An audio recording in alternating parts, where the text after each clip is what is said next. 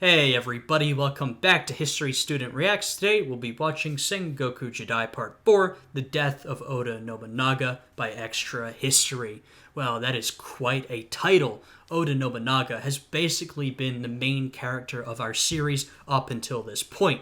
Hideyoshi and Tokugawa have also been important, and I imagine after this episode they'll be even more important, but really Nobunaga is who we have been following. He's been the guy at the top. So I'm very curious to see how exactly he goes out. So far, we've seen his rise to power. Last time we saw him fighting several other clans, including some warrior Buddhist monks, fighting for control of Kyoto, which he held, but he really needed to cement his control over the city. Some real interesting stuff. Now, if you guys end up enjoying this episode, I would appreciate it if you would check out my Patreon, which is linked in the description below, and will give you access to exclusive reaction content. Anyway, with all of that out of the way, let's jump right into this episode.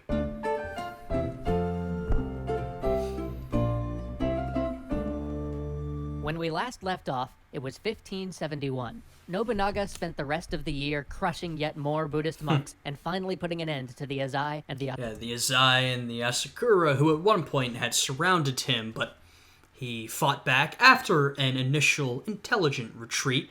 And, of course, like they mentioned, we also saw Nobunaga fighting a lot of warrior monks. I did not know there were so many warrior monks in Japan at that time. Asakura. But even though things are starting to look better for the Oda, things are about to get grim for the Tokugawa. Oh no. Takeda Shingen, egged on by the powerless shogun Ashikaga Yoshiaki, decides it's time for him to take Kyoto by marching through Mikawa, Tokugawa Ieyasu's home province. Now, Takeda Shingen is one of the legends of the Sengoku period, and somebody I hope we get to come back to in a future series and spend some more time on. He is no minor daimyo. He is serious business. He's literally the... This is one of the big boys on the block. This is someone who is very, very dangerous. And once again, we see sort of the puppet shogun playing a role. Yoshiaki, I believe his name was. So far, all he's done is reach out to other clan leaders and say, hey, please come liberate me, come help me. I mean, that's how Nobunaga got involved, and now the shogun is doing the same thing again. Though, in reality, he doesn't hold much power beyond that. Guy who invented the Cavalry Charge for feudal Japan. And here he's going to use that cavalry to smash Tokugawa Ieyasu. Tokugawa hastily assembles some of the troops in his home province to oppose the Takeda forces, which honestly weren't even coming for him, but rather for making a stab at Kyoto behind him. Tokugawa sets his troops up on an open plain, so hey, more arquebusiers. The arquebus, the firearm shown here. I've been very interested to see the sort of prevalence of firearms throughout this series. It seems that they were in wider usage than I initially believed. His arquebusiers can gun down the Takeda. But an open plain is also pretty good terrain for a cavalry charge. Yes, it is. The famous Takeda cavalry horses smash into their line. An open plain is a great setting for a cavalry charge. And though, if you fast forward a couple hundred years, a bunch of men lined up with firearms, sure, they'd be able to take down a cavalry charge, but not with the guns of this era. The cavalry charge is going to absolutely demolish that line of men. Fine. The Tokugawa forces collapse. The army disintegrates into rabble, fleeing any way they can. Now get this. Ieyasu makes it back to his castle with only 5 men. Yeah, what? 5. He's a goner. Nobody can hold a castle with 5 people. No. It is ridiculous to even consider it. But remember how I once said Tokugawa has this almost preternatural knack for surviving things? Yeah, and we know that this guy is important. So I am still very curious to see how he ends up surviving and thriving through all of this. Nobody should? Well, buckle up. Instead of writing his death poem and committing seppuku like any other daimyo would in his place, he had one of his followers light all of the braziers along the castle wall and throw open the gates. Then that same warrior began to beat a great drum. The Takeda didn't know what to do. They suspected some sort of trap, so they hesitated. Then, in the middle of the night, Tokugawa deployed his secret weapon, Hattori Hanzo, the famous ninja warrior. Hattori Hanzo led a band of ninjas to sow chaos amongst the Takeda van. They mentioned last time that we were going to see a famous ninja. I suppose this Hattori Hanzo is the fellow they were mentioning. And my response to that last time was that I couldn't name any particular ninjas. In fact, when I think of ninjas, as a Westerner who doesn't know much about Japanese history, I often think of ninjas in a fictional context, whether it be through movies, TV shows, games, that sort of thing. So it's really interesting to see them playing a role in this very real Japanese history. Vanguard, and they did. This was the last straw. With such a bold attack on their leading troops, the Takeda became convinced that Tokugawa Ieyasu must have a ton of men inside this castle, and it was time to turn back. Wow. And so, like that, the Takeda retreated, and Tokugawa successfully kept his castle and his life with only 5 men to protect it. I mean, you can see why he's going to be a powerful man in the long run. Someone who is so badly outnumbered, outclassed by his opponent, and yet can still win a victory. Clearly someone who's very intelligent, knows how to use whatever advantages he has, or make advantages out of thin air. The sign of a great leader there. Of course, the Takeda retreat was also motivated by the fear that if they stayed away from their home province for too long, their great rival, Uesugi Kenshin, would sweep into Takeda lands and take over the place. I mean, you gotta remember, you gotta keep in mind all these clan politics that are going on. And I mentioned this last time and the time before. This is why it's so important to be close to Kyoto. If you're a clan whose territory borders Kyoto, that means you can march right in, take over the city, or even influence the government in more subtle ways without worrying too much about your own land being attacked. But if you're coming from far away, what that means is if you want to influence the government or you want to march on the capital, your land is at a lot of risk because while you're gone, one of your neighbors could invade and take it. So really, the proximity to the capital is super, super important. But man, it still takes some guts to throw your castle gate open when you've only got 5 people inside to defend it. Yeah. That said, I want to pause for a moment and talk about something that always strikes me as funny every time I read about the history of this period. Okay. We have this great myth of samurai honor, and on a lot of levels, especially for the lower retainers, it might be true, but so far as I can tell, the samurai in this story are all backstabbing, betraying, and assassinating each other all... Well, I mean, this is what I've heard. So there is this very famous idea of samurai honor, the samurai code that is in all this sort of samurai media that we see. I talked about seeing ninjas in movies or TV shows. Same thing with samurai. Whenever you see samurai featured in a movie, a TV show, a game, whatever it is, most of the time there's a lot of talk about samurai honor and the code and all that sort of stuff. But what I've heard from people who know a little bit more about the period is that we have a very warped view of samurai honor, that it really wasn't as we imagine it. And if you just take sort of a logical, rational view, you can sort of understand why it wouldn't be like that. I mean, this is a period of intense violence, chaos, warfare, sort of like the chivalry of European knights. A lot of that starts to disappear when things get really bloody. And a lot of it is something we think might have existed, chivalry, the samurai code, samurai honor, but in reality was not as widespread as we might imagine. All the time. Now consider the ninja, the actual sneaky backstabbing assassins. It makes absolutely no sense for them not to betray Tokugawa when he is down to their last 5 men, and yet they didn't, because they were absolutely loyal and true. This is going to come up again later. Basically, the only totally trustworthy people in Sengoku Japan are ninja. Really? Right, so back to the story. In 1573, Takeda Shingen comes barreling back into Mikawa, determined this time to take out Tokugawa on his way to Kyoto. This time it'll work. Tokugawa forces are tied up elsewhere. This could be disaster for Ieyasu. But again, his famous luck holds. At a minor castle siege... I mean, look, I always say, and many people other than me have said, if you want to be a great leader throughout history, you need many things, many different skills and character traits, but what you also need is a healthy dose of luck. You can look at any one of these famous leaders or generals, Napoleon, Caesar. They had a lot of things. What they also had was a lot of luck. Takeda Shingen is shot by a sniper and dies. He is succeeded by his much less capable son, Takeda Katsuyori. When he receives an offer from one of Ieyasu's retainers to betray the Tokugawa capital and throw open the gates, Katsuyori once again leads the Takeda into Mikawa.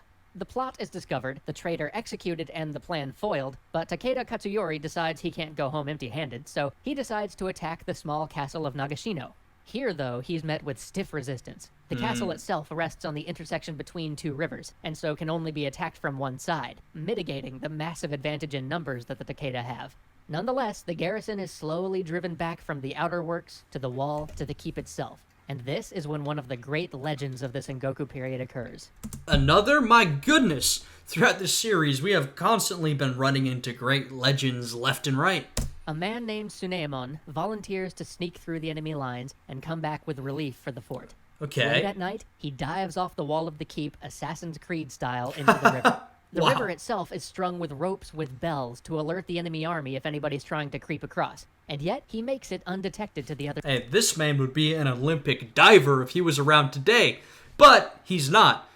Fortunately, we still see him putting his skills to use, diving from a castle into a river, having to avoid a bunch of bells strung around a river. How about that? Other side. He runs all night and lights a great bonfire on one of the nearby hills to let his besieged fellows know he made it. Nice. He makes his way to Tokugawa, who's already encamped with Oda Nobunaga, and tells them how dire the situation at Nagashino is. Immediately, they ride off, the army making good time, but Tsunemon knows the garrison can only hold out for 5 more days at most, so he offers to ride ahead and sneak back into the fortress to tell the troops.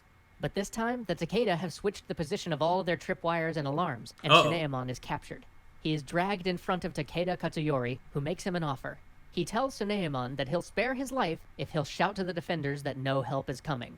Tsunemon agrees, so the next day they raise him up on a crucifix in front of the castle.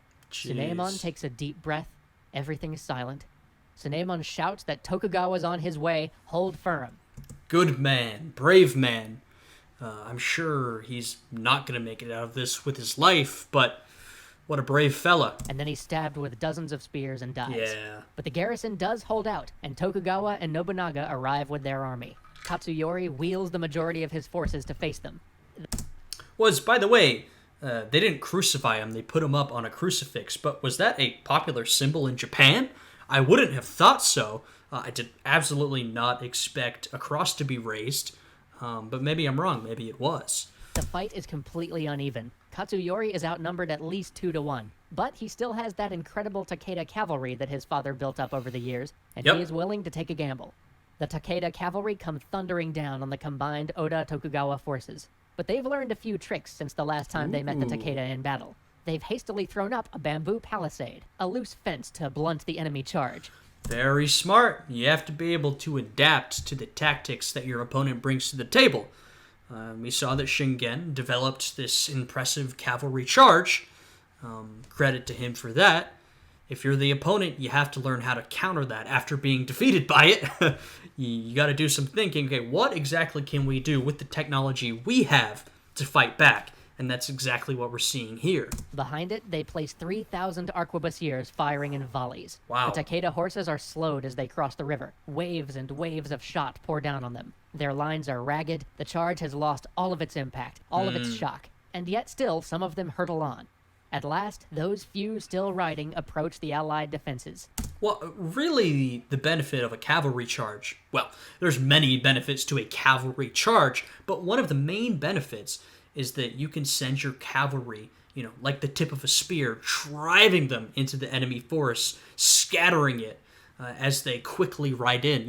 It's the maneuverability, the speed, the velocity that they can hurtle at the enemy. So if you can manage to blunt a cavalry charge, just as you would blunt the tip of a spear, with defenses or firearms, then you can take a lot of the oomph out of that charge, and a lot of the effectiveness will be gone.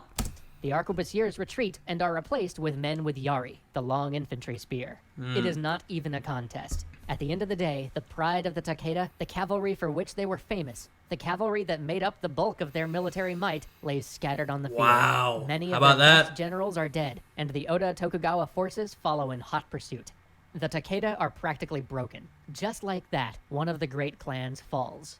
But in their final hours, they make an alliance with their old rivals, the Uesugi, and, wait for it, the warrior monks of Ishiyama. Oh my, Honai. not again! The Uesugi are probably the last truly great clan left in Sengoku Japan. Uesugi Kenshin, their leader, was often referred to as the god of war, and was thought to be the avatar, the living embodiment of Bishamonten, the Uh-oh. And I thought the Takeda were threatening. This guy seems even scarier. Japanese Buddhist war deity. This could get ugly. When the Oda forces first meet the Uesugi armies in battle, Kenshin smashes the Oda forces by releasing the floodgates on a river just as Nobunaga's men are trying to cross. This defeat halts Oda expansion. It puts them on the defensive. Then, in All right, well, we'll see what happens. I mean, the Oda and now the Tokugawa have sort of been growing, this powerful alliance, growing, taking more territory. They fought some pretty tough foes, including the Takeda.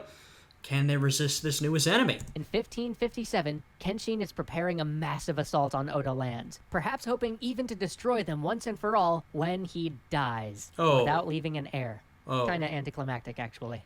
Upon hearing of his foe's death, Nobunaga is claimed to have shouted, "The empire is now mine." Hey, a good bit of luck. We talked about how Tokugawa Ieyasu had some luck. There's a bit of luck for Oda right there.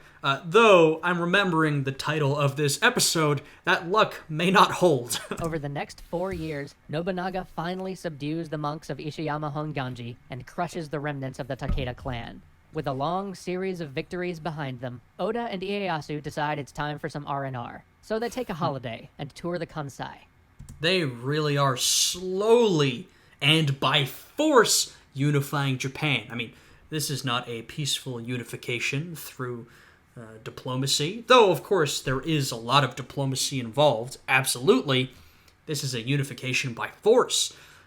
And I talked about, through watching this series, I was interested to see that unification of Japan. And not to say it's done, not at all, but we are seeing it happen through the efforts of Nobunaga and Ieyasu. Though, of course, like I said at this point, Oda Nobunaga is the guy at the top.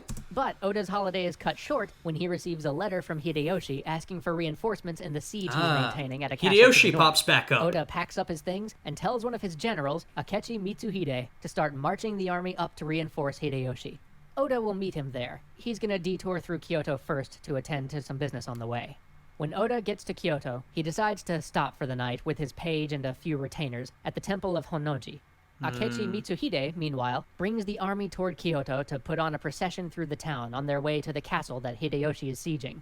But then, as the army gets close to the temple, Akechi Mitsuhide shouts, "The enemy is in Honnoji." With this, his pretty confused army rushes the temple. Oda's retainers are a betrayal. I mean, maybe I shouldn't be surprised with how much betrayal has been going on amongst these clans, but it really seemed like Nobunaga had a handle on things. Cut down as soldiers pour through the complex, until, at last, Nobunaga and his young page retreat to the inner room of the temple. There, they light the room on fire and commit seppuku.